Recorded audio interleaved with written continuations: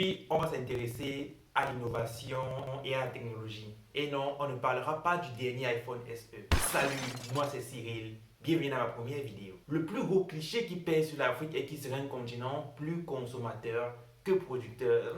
J'aimerais dire dans ce cas, ceci n'est pas un cliché et c'est une vérité, malheureusement. L'Afrique consomme excessivement, que ce soit des téléphones portables, des machines à laver, des voitures, j'en passe, ces produits venant tous d'ailleurs. Alors, on peut se poser la question, il serait légitime pour nous de se poser la question, mais qu'est-ce qui est créé en Afrique? Qu'est-ce qui est inventé en Afrique? Et lorsque tu fais des recherches, tu trouves presque rien.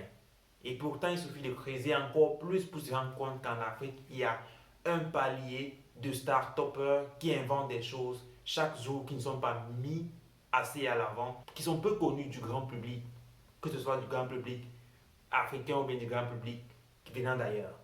Alors, j'ai listé pour vous 5 innovations que je trouve assez impressionnantes, qui m'ont beaucoup touché et que j'aimerais partager avec vous.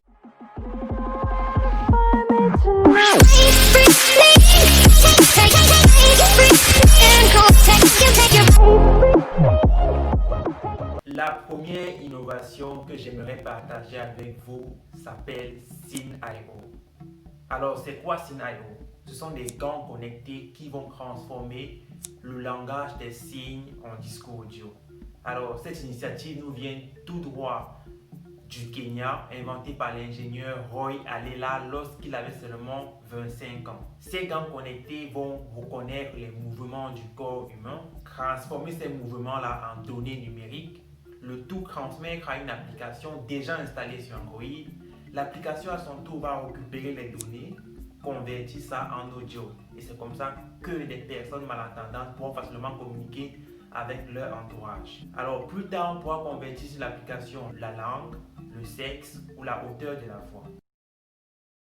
Il reprend au nom de la Tuzan. Il est encore étudiant à l'École nationale supérieure polytechnicienne de Yaoundé lorsqu'il va inventer le cardiopathe. Le cardiopathe, c'est une tablette médicale qui va enregistrer et analyser les données numériques, les données cardiaques d'un patient, transmettre cela à un spécialiste en distance, un spécialiste qui va donc plus tard pouvoir fournir un diagnostic élaboré.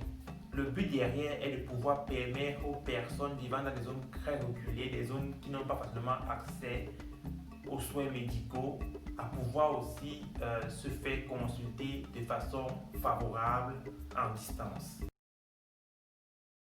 Si vous suivez l'actu tech en Afrique, alors vous êtes sûrement tombé sur un de ces articles-là qui présente le nouveau Marazette. Marazette, c'est le nouveau smartphone 100% africain, le tout premier d'ailleurs smartphone 100% africain, conçu au Rwanda par l'entreprise Maragroup.